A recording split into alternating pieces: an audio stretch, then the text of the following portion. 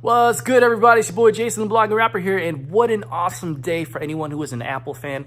Today was their, I think it's called the WWDC13 event in San Jose, and they talked a lot about their upcoming software releases for all of their Apple and Mac devices, and also they announced brand new hardware in the form of the new Mac Pro. So we're going to get into some highlights on that because you could find in-depth stuff from pretty much everyone else. So here are some of the highlights and what I think is cool, what I think is not so cool. And so let's take a look. All right, here we are on Apple's official website where they've recently updated it to go over the stuff that was announced. And so let's take a look real quick here on some of these things. Now, obviously, I'm really excited about iOS 13 because they've been touting the dark mode. I have an iPhone XS Max, and if I triple click, I get something like a dark mode, as you can see here. It's not a true dark mode. So like on here, I have my Messages app, and you see that the bubbles go from orange to black. I think it's all right, but it's not the true dark mode that we were expecting. It's just basically inverted colors, or smart invert, I think is what it's called. I could be wrong. But here is the true dark mode, so it's strategically planned. The colors are pretty much the same as on light mode, but the backgrounds and the interface, it's done in a way that is really the true version of what you see on Mac. So on Mac, I have dark mode enabled, and I love it. I probably will never go back to light mode again. Not only because the dark mode, from a health sense, is supposed to reduce the strain on your eyes, but also just because it looks cooler. So, although for some reason on the iPhone, I kind of like the whole light mode. I like the light colors and all that. So we'll see. But it does look interesting, especially for like this right here, which is Apple Music. That looks pretty cool. And there's a bunch of other things that are updated as well, but obviously dark mode from a user perspective is the feature that is being most talked about. There's a ton of security features that's also really cool as well, and so I'm really excited about that. A lot of like the Photos app has been given a huge overhaul. The Maps app allows you to have more of that virtual reality feel to it when you do in Street View. And so that looks pretty cool. I'm interested in that as well. Oh, and obviously emojis or memojis, memojis or animojis. What is it called? I don't know. But basically, they got a huge update allowing you to customize it further and use it in more different scenarios. So yeah, why not? This was unexpected right here. iPadOS. This was unexpected. People have been begging for Apple to let them customize their home screen with on-screen widgets. Now, this isn't exactly that. In a way it is, but it's not exactly that. In a way it is because you do have the Today section that you normally would find if you scroll to the left. Usually would have its own page, but now it's sharing the home page. So yeah, I mean, that's cool because in a sense you do get those on-screen widgets, and you can customize it obviously like you can right now. You can customize which widgets show up, the layout of it. So yeah, that's there. So the functionality is essentially the same. It's just updating the look, making more use of the screen real estate. Now, my only concern is what's going to happen, because as you can see here, this is the iPad Pro on its horizontal position. So my thought is, what is it going to look like when you have it on the vertical position? If you have it vertically, is that section of those widgets, is that going to go away? Or I don't know. It may not look as good in the vertical position is what I'm saying. So not sure how that's going to look. Every picture that I've seen so far has only shown this from the horizontal situation here. So Yeah, we'll see. But besides the home screen, there's been a ton of updates to the brand new iPad OS, including just how you interact with like the copy and paste feature. So more new gestures have been added to it. Being able to launch multiple windows essentially of the same app, that is cool. That is what's going to make the iPad Pro specifically feel more like a real computer as opposed to just being, you know, the iPad. Because if you wanted to, like what I do when I'm doing some kind of editing, I like to have, if I'm referencing something else, I like to have them both up. And usually they're in the same app. So it makes sense to be able, I do that with my MacBook and my iMac.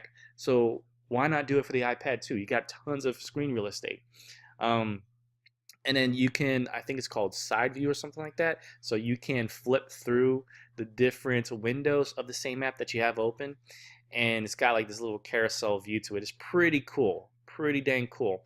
um, and what's another interesting thing is the desktop class browsing. So yeah, they're really pushing to make this feel more like, you know, an authentic laptop experience. I don't know why they call it desktop class, but essentially this is the real deal. It's not a mobile version of Safari. This is supposed to be the real deal, aka the desktop class browsing experience. So I'm interested in seeing how that plays out.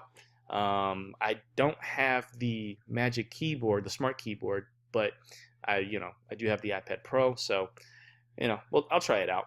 There's also the floating keyboard for those who don't have the Smart Keyboard, so you can, it makes typing a little bit easier. You can move it however you want. Also, iOS, they're bringing the swipe to type kind of thing, so you don't have to tap on every button. You could just drag your finger to the different letters, and it automatically inputs the words that you're typing. So that cuts typing down considerably. So that's pretty cool. Let's see, and of course what am I trying to say? The iPad OS, in conjunction with the next update, well, not this one, but there's also macOS, a new macOS update. But basically, the iPad is given the functionality to be able to work as a second screen to, your Mac computers. So that's really cool. And we'll get into more of that once we scroll down to macOS. But a lot of really cool updates to the iPad, and I'm so excited about that. Watch OS. Now, fortunately, I have a series, I guess you could call it Series 0. This is the original, like the first generation Apple Watch that ever came out. My wife has Series 4, an Apple Watch Series 4, so she's able to get this. Me, unfortunately, no. But watchOS has a new update, as you can see. There's a lot of really cool updates, including the ability to view the App Store for your Apple Watch. Now, that is awesome. So you don't have to pull out your phone anymore. Just go on the App Store from your watch, download the apps that you want on your watch, and there you go. That's really cool. Brand new watch faces are going to be available for this update. There's also some new wrist straps coming out, and let's see what else is interesting. More additional health tracking stuff has been added. Also, what's really cool is the I forget what it's called, but it basically tracks your the decibels, the loudness in a room. So if you're at a concert and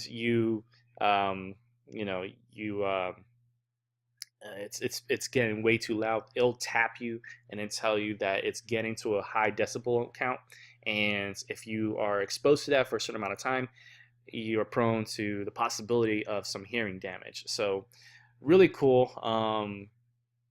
Yeah, so that's interesting.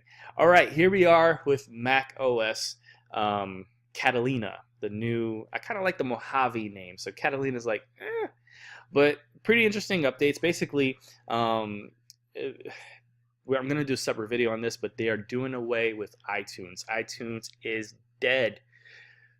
Oh, let's take a moment for that, guys. But to replace iTunes, we now have the Music app, Apple Podcast app, and Apple TV app. So 3 apps for the price of one, essentially. And also, the big draw to macOS is, again, the ability to work with the iPad. And so using the iPad as a second screen is awesome. Also, taking apps that were formatted for the iPad and using it on your Mac devices, that is incredible. So, you know, apps specifically made for the iPad are going to be enabled for. You could basically just take it to the iMac. So that's pretty sweet. Sorry about that. You heard my daughter singing, and it was distracting the heck out of me. So anyway, um, so yes, a lot of really cool stuff, and also you can mirror your iPad. So that's really cool because I can essentially use the desktop version, I think, of Photoshop, and just use my iPad to draw directly onto my MacBook, or my iMac. That's the functionality that you're going to be given. I didn't see Photoshop itself being listed as one of the compatible apps, but hopefully it is. Anyway, either way, that sounds really cool, and I'm excited about that. Mac Pro, we'll get into that as well, but to be honest, I'm actually really excited about, and it's not even listed here, which is weird, but the first thing that they mentioned at the event was tvOS. So tvOS is getting an overhaul, basically a redesign, and that is stinking awesome. I love my Apple TV, and so they're making it look more like all the other, OS systems, operating systems. So you'll get more rounded edges. There's multiple user support. So yeah, I'm really excited about that. It looks better than what it does now. And it looks cool now, but the new update I think is going to be really awesome. All right, so Mac Pro.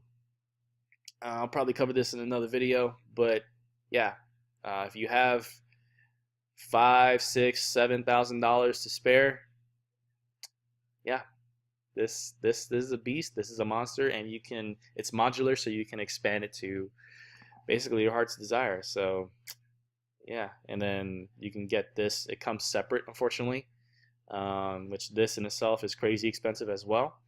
So yeah, if you got bank, then go for it.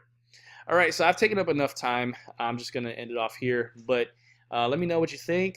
Were you excited about any of these updates, and if so, which one were you most excited about? Let me know in the comments below.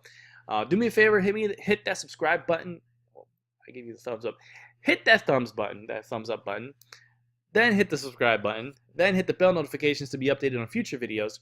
And I'll see you in the next one. Got way more to talk about. And yeah, so much love. God bless. And as always, peace.